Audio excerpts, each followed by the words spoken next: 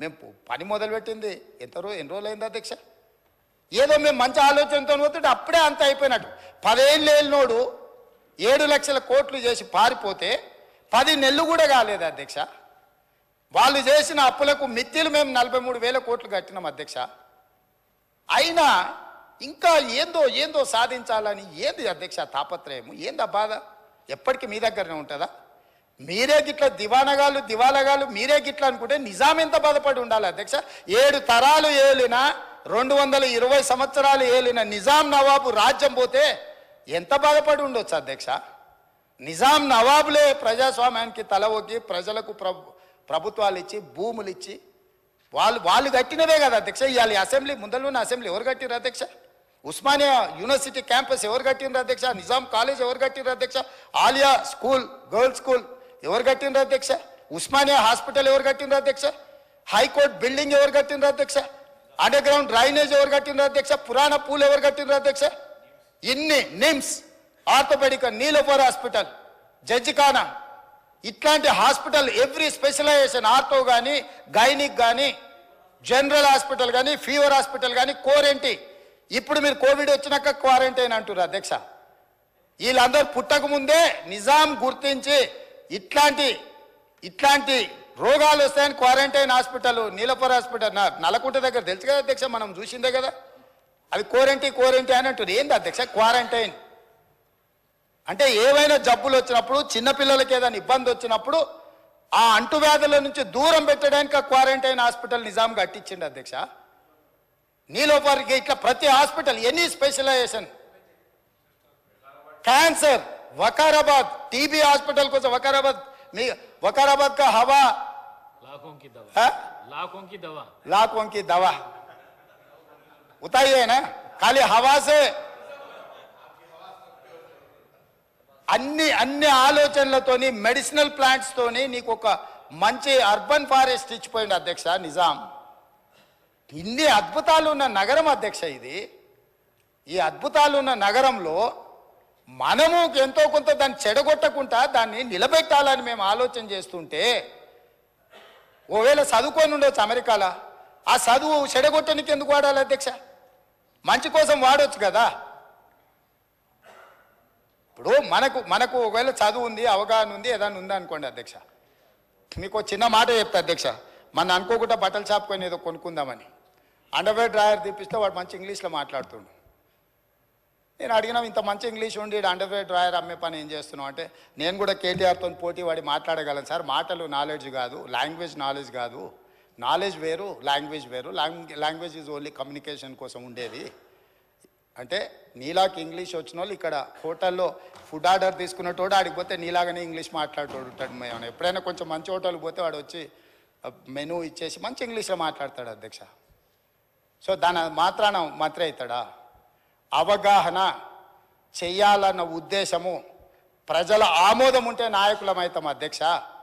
ఆశపడితేనో ఎదురుగున్నోళ్ళను అవహేళన చేసినట్టు మాట్లాడితేనో కుదరదు అధ్యక్ష. కాబట్టి ఈరోజు అంతెందుకు అధ్యక్ష, నేను సూటిగా ఒక మాట ఈ వేదిక మీద నుంచి చంద్రశేఖరరావు గారిని, రామారావు గారిని అడుగుతున్నా. ఇప్పుడు గజ్వేల్కు మిషన్ భగీరథలు నీళ్ళు ఇచ్చిండని అన్నాడుగా అధ్యక్ష.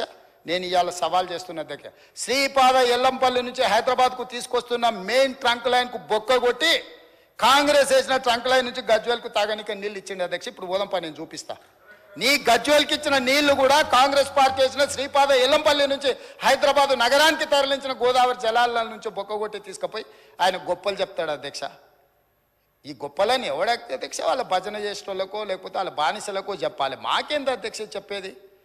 నేనేందంటే సచ్చినపావుని ఏముంది సంపనిక కొట్టని, కానీ సచ్చినపావని నేను పట్టించుకుంటలేను. కాకపోతే ఏమవుతుందంటే అబద్ధాలు అడ్డగోలుగా మాట్లాడి దాన్ని ఏదో నమ్మించాలనే ప్రయత్నం చేస్తున్నారు అధ్యక్ష. అందుకే ఇవాళ దానం నాగేందర్ గారు మాట్లాడిండ్రు అధ్యక్ష. 30 ఏండ్ల నుంచి వారు ప్రజాప్రతినిధి, నాకు తెలిసి మీకు కూడా తెలుసు. ఈ నగరంలో ప్రతి సందు తెలిసినోడు, నగరంలో ప్రతి సమస్య తెలిసినోడు, ఈ నగరం నుంచి మంత్రిగా పనిచేసినోడు, పార్టీ అధ్యక్షుడిగా పనిచేసినోడు, జాతీయ స్థాయిలో ఈ నగరానికి ఏం అవసరం ఉందో గుర్తించినోడు. మీరు అవకాశం ఇచ్చారు, ఆయన మాట్లాడితే తప్పేముంది అధ్యక్ష? ఈ సభలో ఏ సభ్యుడైనా తమరు అనుమతి ఇచ్చినప్పుడు తమ ప్రాంతానికి సంబంధించిన సమస్యల మీద మాట్లాడతారు అధ్యక్ష. ఆదిలాబాద్ అడవుల గురించి, ఆదివాసీ బిడ్డల గురించి, అక్కడుండే ఐటీడీఏ గురించి ఒకవేళ మాట్లాడాల్సి వస్తే పాల్వాయి హరీష్కు మీరు ఇస్తారు అవకాశం. ఎందుకంటే ఆ ప్రాంతంలో నిత్యం ఉండేవాడు, అక్కడుండే పోడు భూముల కోసం కొట్లాడేటోడు, పోడు భూముల కోసం ఆదివాసుల కోసం జైలుకు పోయినోడు కాబట్టి ఆయనకు ఆ సమస్యల పట్ల అవకాశం ఉందని మీరు ఇచ్చుండవచ్చు కొన్నిసార్లు. అది మీ విచక్షణ అధికారం. మీ అధికారాన్ని ప్రశ్నించే అధికారం ఎవరికి లేదు అధ్యక్ష. వాళ్ళకి కావాలంటే ఎవరు మాట్లాడతారో మాట్లాడడానికి మైక్ తీసుకోమనేది ఉండే. ఆయనకి ఇవ్వద్దనే అధికారం ఒక సహచర సభ్యుడికి 30 ఏళ్ళ నుంచి ప్రజా జీవితంలో ఉండి ఈ హైదరాబాద్లో ఆసిఫ్ నగర్ నుంచి మొదలు పెడితే ఖైరతాబాద్ వరకు ఎన్నో పర్యాయాలు ఎమ్మెల్యేగా మంత్రిగా ఎన్నికైన ఆయనను వద్దనే అధికారం వాళ్ళకి ఎక్కడ ఉంది అధ్యక్ష? కనీస అవగాహన, విచక్షణ అన్నీ కోల్పోయి ఎవ్వరు మాట్లాడద్దు, మాట్లాడినంతసేపు మైక్ మా దగ్గర ఉండాలి, లేకపోతే మేము పోడియంలోకి వచ్చి అల్లరి చేస్తాం. ఏం పద్ధతి అధ్యక్ష? మేము కూడా ఓపికగా చూస్తున్నాం అధ్యక్ష. నాకు కూడా తెలుసా అధ్యక్ష ఈ సభలో ఏం జరిగిందో. కోమటిరెడ్డి వెంకటరెడ్డి గారు, సంపత్ కుమార్ గారు సభ్యత్వాలు ఎట్లా రద్దు అయిపోయినా మీరు చూసిరు కదా అధ్యక్ష. ఆ పని చేయలేమా? మీరు తమరు చేయరా? ఏముంది అల్లరి చేస్తే? ఒక 1/2 డజన్ మందిని రద్దు చేసినాం అనుకో అధ్యక్ష, బుద్ధి వస్తుంది. ఇంకోడు ఎవడాడికి రావాలంటే వెనక ముందు ఆలోచన చేస్తాడు అధ్యక్ష. అందుకే ఈ బిల్లు వాస్తవంగా ఇతర కార్యక్రమాలు ఉన్నా ఇది చాలా ముఖ్యమైనది. అక్బరుద్దీన్ ఓవైసీ గారు చాలా విషయాలు ప్రస్తావించారు. ఇవన్నీ కూడా తెలంగాణ సమాజానికి చాలా విషయాల మీద వివరణ ఇవ్వాలని ఈ షార్ట్ డిస్కషన్ని మనము ఇనిషియేట్ చేసి వీలైనంత వరకు అందరి సహకారం తీసుకోవాలన్నదే మా ఆలోచన అధ్యక్ష. ఎవరిని కూడా డెఫినెట్గా వారు ఓవైసీ హాస్పిటల్ నుంచి సంతోష్ నగర్ వైపు ఫ్లైఓవర్ని ఆ స్ట్రైట్ వింగ్ ఒకసారి, లెఫ్ట్ వింగ్ ఒకటి, రైట్ వింగ్ అది సంతోష్ నగర్ నుంచి అటు కర్మన్ ఘాట్ దిక్కుపోయేది అయింది, ఇటు నుంచి కూడా అన్నారు. డెఫినెట్గా వాటిని నేను మా అధికారులకు తక్షణమే ఆదేశిస్తున్నా. ఒకవేళ if it is 20 crores budget, డెఫినెట్గా we are going to take up that work అధ్యక్ష. అదేవిధంగా ఈరోజు మెట్రో కూడా మేము రీడిఫైన్ చేసినాం అధ్యక్ష. వీటన్నిటిని దృష్టిలో పెట్టుకొని ఎక్కడేదో నా మిరాలం చెరువు మీద అసదుద్దీన్ ఓవైసీ గారిని అన్నాడు, మిరాలం చెరువు నువ్వు దుర్గం చెరువు మీద సస్పెన్షన్ బ్రిడ్జ్ కట్టుకున్నావు, ఓల్డ్ సిటీలో కట్టలేదని. 2.6 kilometers మిరాలం చెరువు మీద సస్పెన్షన్ బ్రిడ్జ్, ప్రపంచంలో one of the best bridge, suspension bridge మేము కట్టబోతున్నాం. దాని ప్రణాళికలు సిద్ధమైపోయినాయి. విత్ ఇన్ 30 daysలో మీకు ఆ ప్రాజెక్టు డీటెయిల్స్ అన్ని కూడా మీకు చూపిస్తాను అధ్యక్ష. అవి తీసుకెళ్ళి పివి నరసింహారావు ఫ్లైఓవర్ కనెక్ట్ చేస్తున్నాం అధ్యక్ష. బెంగళూరు హైవే నుంచి ఈ బ్రిడ్జ్ మొదలయ్యి పివి నరసింహారావు ఫ్లైఓవర్ వరకు, అక్కడి వరకు ఆ suspension bridge almost 2.6 kilometers road వేయడానికి మేము ప్రణాళికలు సిద్ధం చేసినాం అధ్యక్ష. అక్కడనే లండన్లో వాట్ ఈస్ దట్ భయ ఉప్పర్ జాకే సబ్ కుछ दिखा रहे ना, London I maybe London I is it? London I అట్లాంటిది సేమ్ మిరాలం చెరువులో అక్కడ జూ పార్కు కూడా ఉంది. అక్కడికి పిల్లలు చాలామంది ఇతర ప్రాంతాల నుంచి సందర్శకులు వస్తారు కాబట్టి లండన్ ఐ లాంటి టవర్ని మిరాలం చెరువులో కట్టదలుచుకున్నాం అధ్యక్ష. ఈ హైదరాబాద్ నగర అందాలు ఎక్కడి నుంచి వచ్చినా చూడడానికి మా శ్రీధర్ బాబు గారు హైదరాబాద్ ఐ అని పెట్టమన్నారు. డెఫినెట్గా వారు ఐటీ ఇండస్ట్రీస్ మినిస్టర్, మీకు తెలుసు కదా అసలే వారు బాబు గారు, వారు ఆదేశించండి అంటే మనం అమలు చేయాల్సిందే.